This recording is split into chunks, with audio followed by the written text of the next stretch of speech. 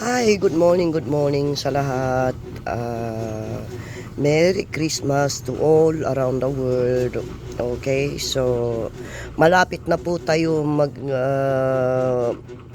New Year, mga basic ko, 2026 po na naman tayo, malapit na. So, andito na sana po, pagtungtong ng 2026, ay may panibago na naman po tayo chapter sa buhay mga basic. Okay? So ngayon, andito po ako para po magbigay sa inyo ng tip sa mga all kids mga basic. Well, hindi naman ako ang expert. Okay? Pero sa best experience ko lang mga basic ko ang i-share ko sa inyo mga basic. Well, ito na po mga basic ko. Best experience ko lang to mga basic ko. Ngayon, kung bago ka pa lang mag-alaga ng mga all kids nyo, ay ito po, para po sa inyo to. Okay? Kung bago ka pa lang mag-aalaga ng all kids mo, para sa inyo itong video na to. Best experience ko lang naman mga basic ko, ang sinishare ko po sa inyo. Okay? So, ngayon po mga basic ko, ito po yung pag-uusapan natin.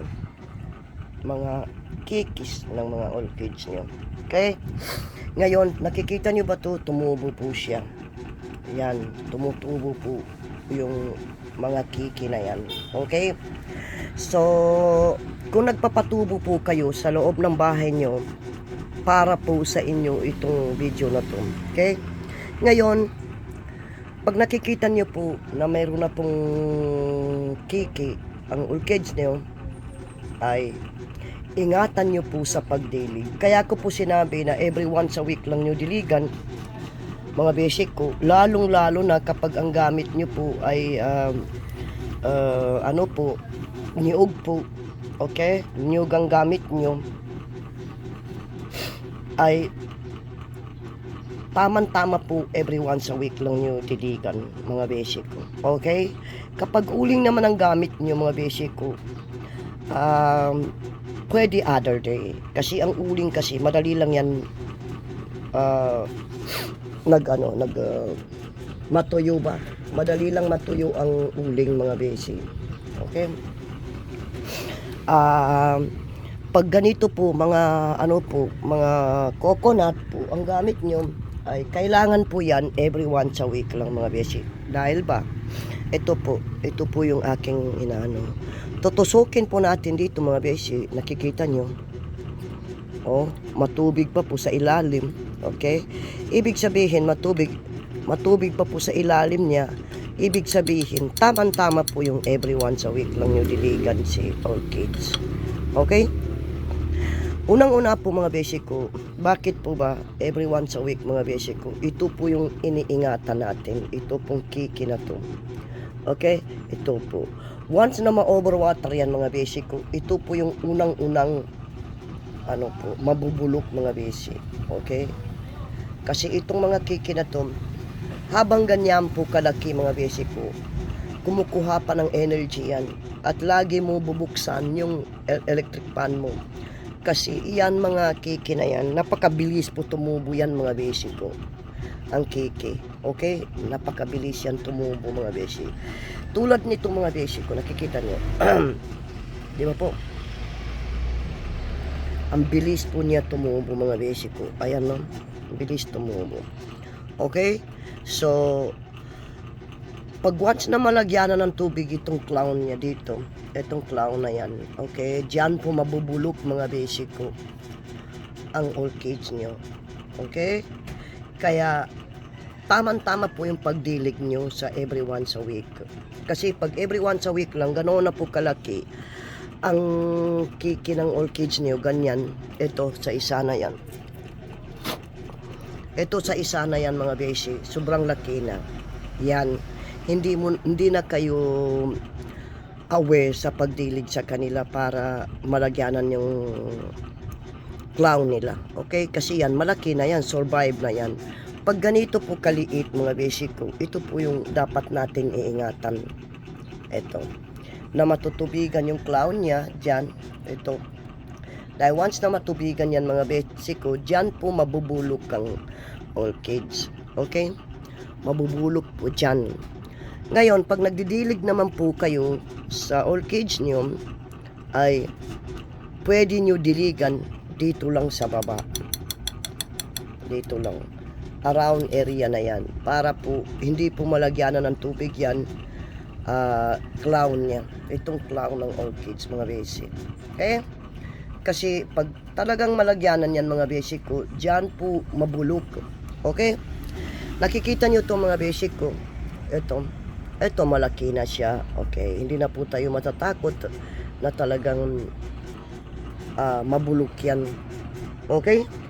So, best experience ko lang naman mga basic ko kung bago ka pa lang. Okay? Kaya tamang-tama sa 1 week po na hindi nyo pagdidilig, mga basic ko. 1 week na hindi nyo pa pagdilig sa orchids nyo, mas lalo pang lumalaki yung mga kiki, mga basic, yung anak nila, lumalaki po. So, tamang-tama, hindi po sila ma-overwater. Kapag gamit naman nyo ay niog, mga basic. Okay? Ngayon, doon naman sa water culture, kaya ko naman tinatawag na water culture yan, mga basic ko, kasi po nakaupo po yan sa tubig. So yan, hindi ko na po yan dinidiligan. Okay? Tulad ng sinabi ko dyan sa video ko, na dinidiligan ko lang yan pag wala na po yung tubig niya. Okay? Bago ko po sila diligan. Okay? So hindi ko nagwo-worry dyan dahil talaga napakaganda ng tubo ng nakaupo sa tubig, mga basic ko yan. No? Matagal po magbubukas yung mga flowers nila kasi unang-una ang flowers kasi mga buds na yan, mga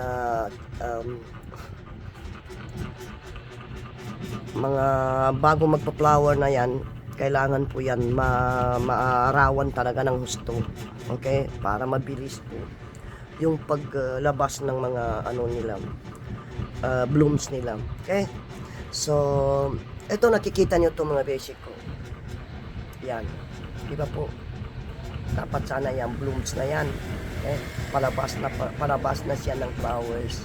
Okay, ngayon, bakit po hindi natuloy yan, mga basic ko? Dahil po, hindi po tama yung pagsagip niya po ng araw. Okay? Kailangan kasi mga ganyan, maaarawan, mga basic. Ganyan. Okay? So, titingnan natin doon banda kasi doon karamihan sa water culture nakaupo sa tubig, mga basic ko, ay meron mga spike yan. Okay? So, yung mga nakaupo sa tubig, mga basic ko, ay hindi na ako nag-worry dyan kasi hindi ko na dinidiligan yan. Gine-check up ko lang kung mayroon silang mga susu. Tapos doon. Okay? So, ngayon, pangtanggal po ng mga susu, mga basic ko, gagamit kayo ng Joy liquid para matanggal yung susu na yan na nakaupo dyan. Okay? Ngayon, ito naman sa kikis ang pinag-usapan natin, yung po, kaya tamang-tama po sa isang week, 1 week po na hindi nyo pagdidilig sa kanila, ay mas lalo pong lumalaki po yan. Okay? Once na malaki na po yung kikis niya, mga anak niya, ay doon na po kayo pwede magdilig at hindi nyo na dapat ingatan pa yung clown. Pero unang-una, mga basic ko, pag once na nagdilig kayo, ay kailangan nakabukas yung electric pan nyo para po madali silang matuyo, mga basic. Okay? So ngayon, kaya naman ako merong gamit na pantusok para tinutusok ko po ito. Okay? Kasi ito kasing coconut na to, coconut husk na to, ay may na ipon po na tubig dyan sa loob. Akala nyo dry na dry yan, mga basic ko, ha. Pag titingnan nyo dry na dry yan, mga basic ko, hindi po dry yan, mga basic ko. Meron pong tubig dyan sa loob na naipon. Okay? Naipon po yung tubig. So ngayon, kaya ko naman po sinabi na 1 week nyo sila diligan dahil para po mas lalong lumaki yung mga anak nila. Okay? Para hindi po uh, hindi po madiligan yung clown nila. Kaya mga basic ko, nakikita nyo ba yung nakaupo sa tubig mga basic ko? Ang dami na pong mga lumalabas na, ayan, dami na pong kiki na lumabas. Ayan. O ngayon, nagtataka kayo kung bakit hindi po ba nabulok yung mga kikis niya. Dahil po mga basic ko, nakaupo na yan sa tubig. Hindi ko na po kailangan yan diligan kasi may tubig na yan eh. Okay? So nag-gets nyo. Ngayon, ito naman kasi, bali ginagawa ko lang mga basic ko dahil nga yung mga iba kong orchids, nakaupo po yan, nakaupo. Report pa po yan ng niyog mga basic ko. Okay? Naka-report pa yun ng mga niyog. Ngayon, kapag ginagawa ko naman po, kapag yung niyog na bark niya ay luma na, pinapalitan ko na po yan ng uling mga basic. Ngayon, pag nakapalit na po ng uling yan mga basic ko, ay pwede ko na po sila paupuin sa tubig. Sanayin nyo. Okay? Kasi, hindi naman tayo araw-araw nandito sa kanila eh. Dahil siyempre may trabaho naman po tayo mga basic. Okay? So, hindi ako talaga magsasawa. Isi-share ko sa inyo yung mga best experience ko lang. Kasi, siyempre, doon sa lover ng orchids ay gusto niyo po malaman. Okay? So, tulad ng sinabi ko, kung gusto niyo pong mag-umpisa, mag-alaga ng orchids, ay mag-alaga po kayo ng dendrobium dahil yan po yung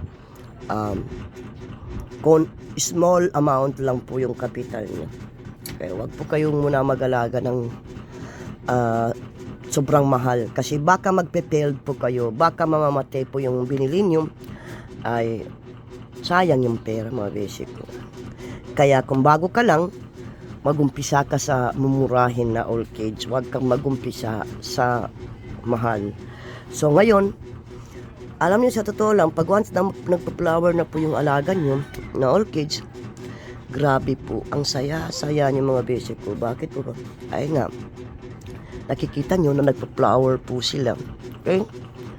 Parang tuwan-tuwa ka na ikaw na mismo nagpa-flower sa kanila. At the best pa rin talaga na kayo ang nagpa-flower sa kanila kasi matagal po yan magpiped dahil alam niyo na kung paano na sila alagaan. Kaya mga basic ko. So, pagdating naman sa mga tulad ng mga dilaw po yung mga orchids niyo, dilaw po yung kanilang dahon. Don't worry, normal po yan sa orchids na maninilaw yung kanilang dahon mga basic.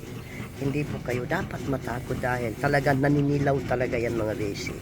Kapag nag-a-adjust po sila ng temperature mga basic ko. Okay?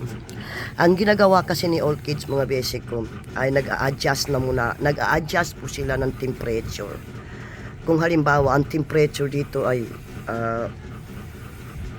medyo malamig, okay, kaysa sa pinanggalingan niya, ay ngayon maaari pong maninilaw yung kanilang dahon. Okay, maninilaw po yung kanilang dahon mga basic kasi po nag-a-adjust po ng temperature yan. Ngayon, once na makuhanan na nila yung temperature na kung saan mo linagay mga basic ko, tuloy-tuloy na po yan pagtutubo niya mga basic ko. Basta wag lang ma-overwater mga basic ko. Ngayon, tulad nito, nakikita nyo may dilaw, okay? Yan, hindi po patay yan mga basic ko. Tulad ng sinabi ko, nag-adjust po yan ng temperature. Kasi doon sa pinanggalingan niya, galing po yan sa farm. Okay? Siyempre farm, non-stop receiving the light or araw. Diba po? Eh, iba po tayo kasi dito po tayo nagpapatubo sa loob ng bahay. Okay? Kapag wala pong araw, hindi pa po makasagip ng maliwanag yung ating mga orchids, mga basic ko. Nagets nyo? Okay?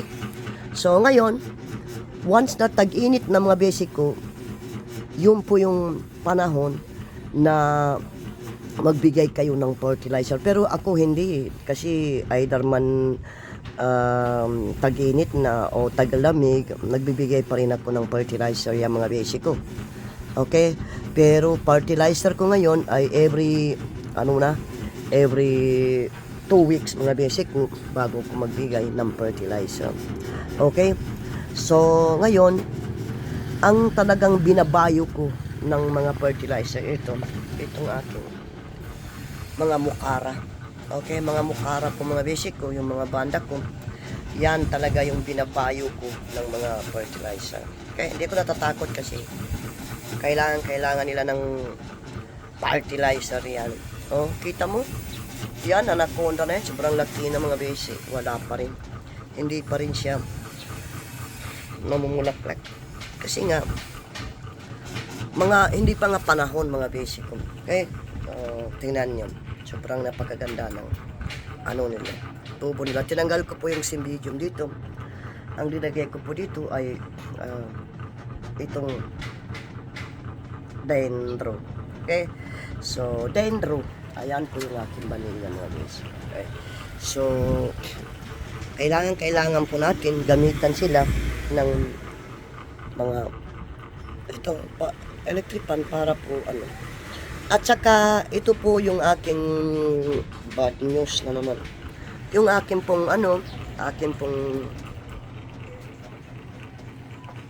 pal nandoon po mga basic ko. Ayan, yan po yung pal ko na napakalaki mga basic. Wala na, bali ignore natin yan. Nandoon po mga basic ko. Paal ko doon nakalagay. Kasagip ng araw yan po paal ko mga basic. Kita nyo yung katleya ko. Ayan po yung katleya. Itong katleya na to galing kay nanay. Isa lang ang katleya ko mga basic. Ito yata ang bibiliin ko katleya. Katleya na naman ang bibiliin ko mga basic. Okay? So, dyan muna naman po tayo mag-focus. Huwag muna tayo mag-focus kay pal. Dahil wala na po akong pal mga basic. Ito na yung pal ko. Isipin nyo, sa dami ko ng biniling pal, patay, 3 na lang po natira. Kapag mabubuhay po yung isa, 4. So, hindi ko na po patagalin pa. At sobrang haba na po yung aking video. Hanggang dito na lang. At babay po mga basic ko. Babay na babay.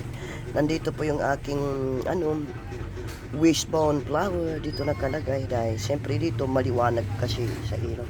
So hanggang dito na lang at sana po hindi kayo magsasawa panoorin. Maraming salamat and Merry Christmas to all.